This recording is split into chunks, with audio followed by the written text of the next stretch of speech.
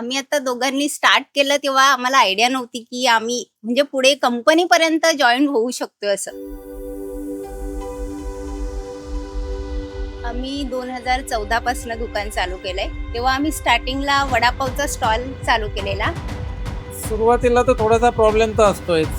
दुसरा आमच्या जोडीला माणसं वगैरे आम्ही कोणी घेतलेली नव्हती, कोणच नव्हतं. त्याच्यानंतर मग वाढत गेला. मग एक गाडी घेतली पिकअप आणि बिझनेस माणसं पण कामाला आले आणि बिझनेस तर आस्ते आस्ते वाढत गेलो.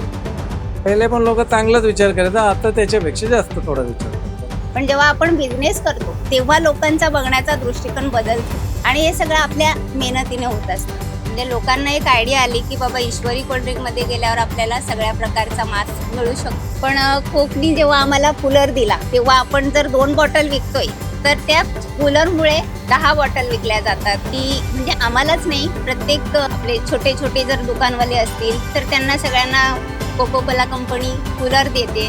तर मग कंपनी छोट्यांपासून मोठ्यांपर्यंत सगळ्यांना सपोर्ट करते. त्यासाठी कोको कोलाला थँक्यू, की तिने आम्हाला आज शून्यातून वर आणलंय.